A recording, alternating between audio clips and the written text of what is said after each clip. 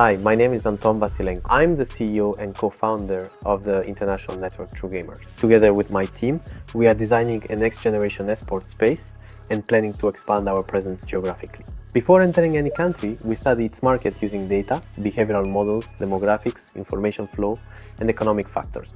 This episode is part of an analytical series where I share how we make strategic decisions about entering new regions. I've already told you about Saudi Arabia, the USA, and Egypt. Today, we'll talk about Indonesia not just as a country with a growing gaming scene, but as the future digital platform of the region, where everything is already in place, but hasn't yet been brought together into a system. You can find country research in the description. So, shall we get started?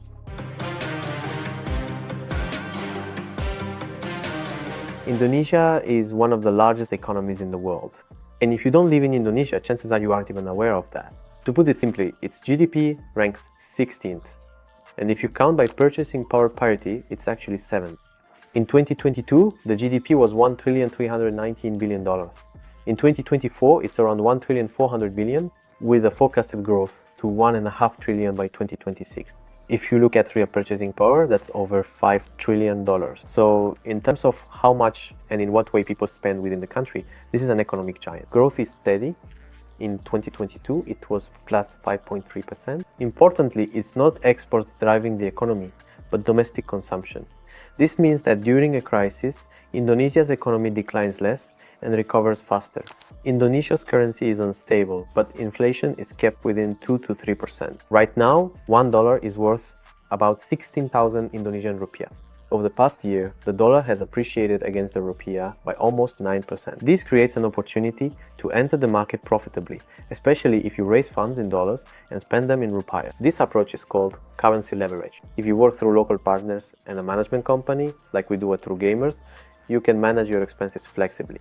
The rupiah behaves predictably in the long term, and users' incomes remain in the local currency. This means we can enter the market at a low cost and scale quickly thanks to the large population. At the same time, of course, it's important to take the country's taxes into account.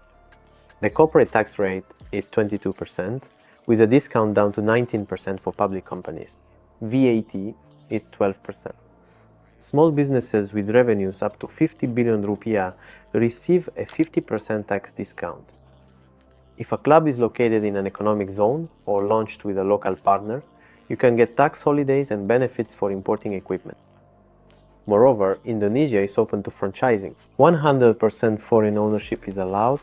There is a franchise law and a unified registry, as well as support for the management model through local partners. True Gamers fully fits this format. We already have a launch structure in place, a management company plus franchisees plus quality control plus a digital framework. Indonesia's economy today is not just about coal, plantations and infrastructure projects. It is already a digital system that is growing faster than the traditional sector. And one of the strongest drivers is the internet economy. In 2022, the volume of the country's internet economy reached $77 billion, and by the end of this year, it is expected to reach $130 billion. This is confirmed by data from reports by Google, Bain, and the World Bank. What is included in the internet economy? Everything from e-commerce and delivery to online payments, streaming, and of course gaming and esports. In other words, gaming is not just entertainment on your phone, it is a form of behavior through which a person enters the digital market, paying, watching, communicating, and shopping. And this is why it matters for True Gamers. We're not just building a club, we're creating a gateway to the country's internet economy. Through tournaments, we generate traffic. Through streaming, we produce content. Through franchising, we provide small businesses an entry point. Through the club, we connect government, schools, brands, and most importantly, the franchise market is already prepared. Right now, Indonesia is experiencing explosive growth in franchises within food service, logistics, education, and digital sectors.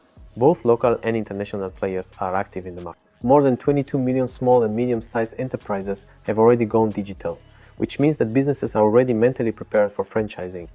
True Gamers enters the market as a clear, structured franchisee with a model, a system, control, and a product.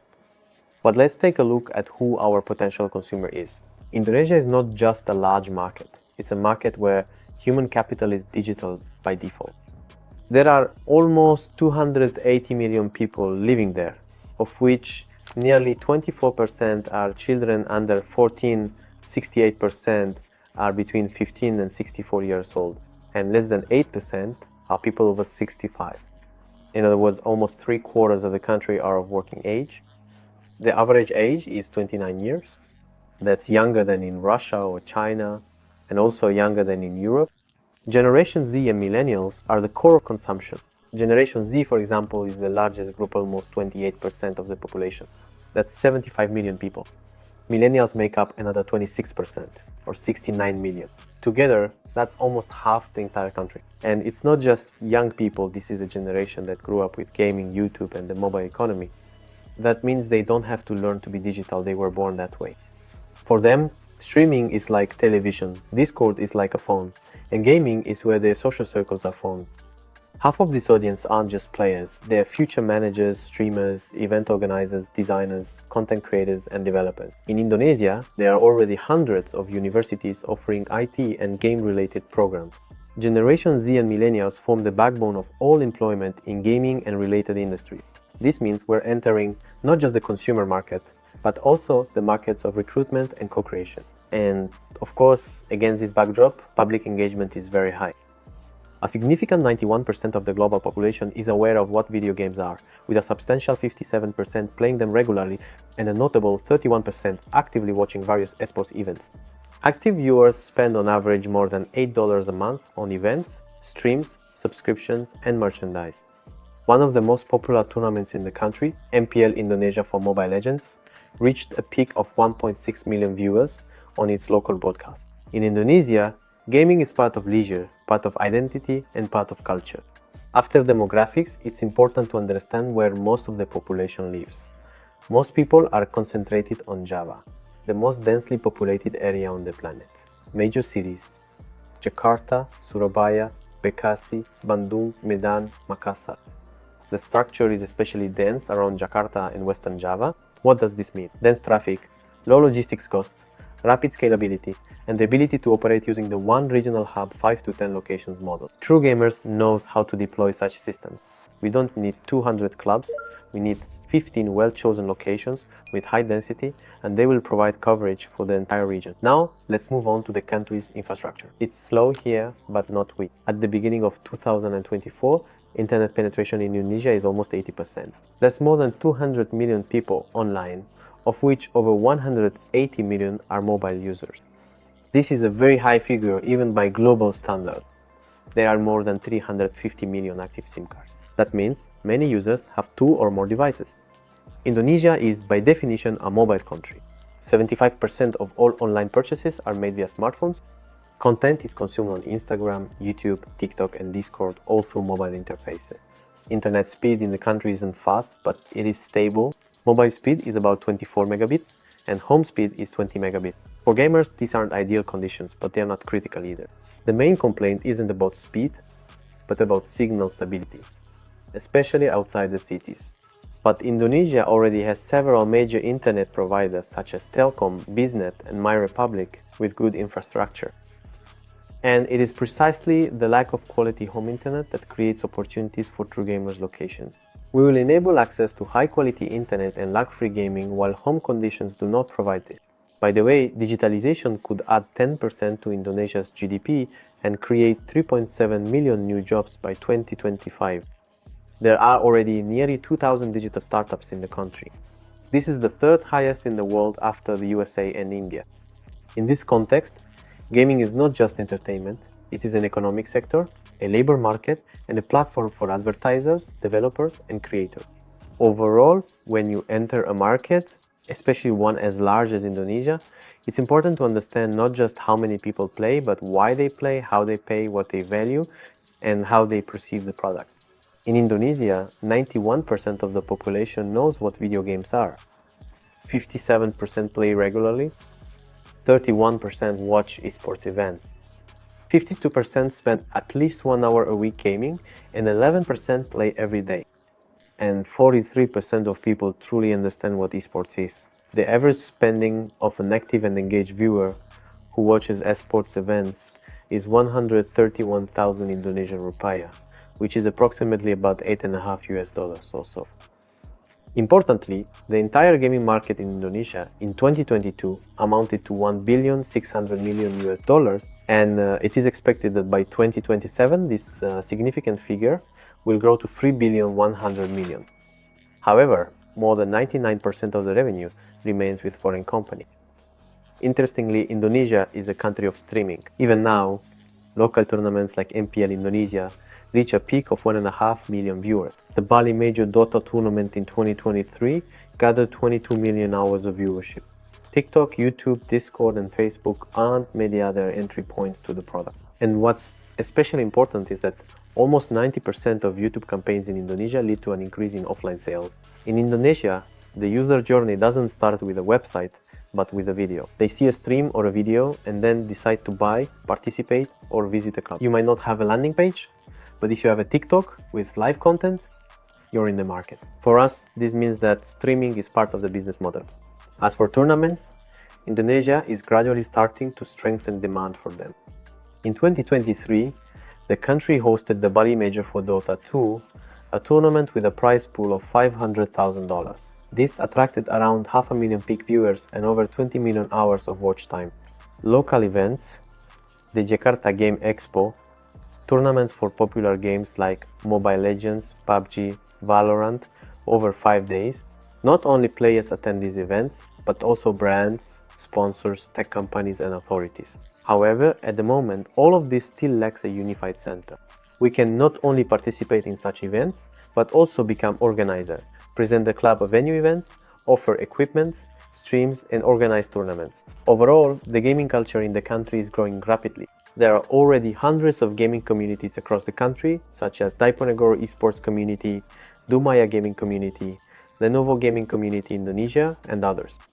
They organize tournaments, practice, stream, but lack clubs to gather regularly, access to professional hardware, studios, structure, and growth opportunities. This means there is potential growth for us and our partners. Indonesia is already the leader in esports by number of viewers in Southeast Asia. An audience of more than 19 million viewers is expected in 2028. Tournament revenue is up to $14 million a year. This is the focal point for the entire region. If you know how to build a club as a studio, as media, as a community, you can attract all that attention to yourself, and we can be the ones to bring order, rhythm, and a gathering point to all of this. Moreover, the government is also on our side. Here it is actively involved in the development of esports. Here, the government recognizes gaming and esports as part of the economy and culture and has already become engaged in their development. In 2020, esports was recognized as an official sport. From that moment, it was included in national sports programs, national teams for participation in the SEA Games and Asian Games, and the official register of sports disciplines. A central body for the development of gaming and esports has been established, which is responsible for the tournament system, player selection, partnerships with federations, and promoting the industry. And even more, in 2024, the government adopted Decree Number 19, an official program for the accelerated development of the gaming industry. It includes support for local developers, grants and subsidies, educational programs, tax incentives, and government funding. For true gamers, this means that we can not only enter as a business, but also integrate into the national program as a partner. We can organize tournaments, involve educational institutions, offer internships, and be part of a B2G project. Currently, there is a strong bias in the country in favor of foreign companies, and this is a big opportunity for us.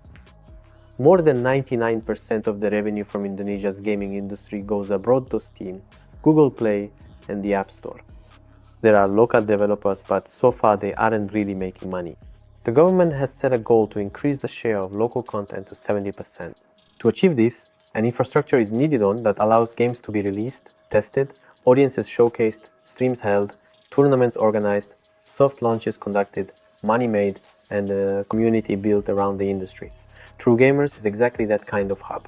We understand that everything needed for gaming is already in place in Indonesia, but it hasn't yet been brought together into a single system. There is an audience, there is content, people are willing to pay, the legislation is in place, the government is involved, and there is a steady stream of attention. True Gamers can become the infrastructural core that brings all of this together. content, business, clubs, community, education, brands, and events into a single vibrant market. And that is precisely why we want to enter Indonesia. And if you are our future partner there, open the research via the link in the description and let's open new locations together. Bye!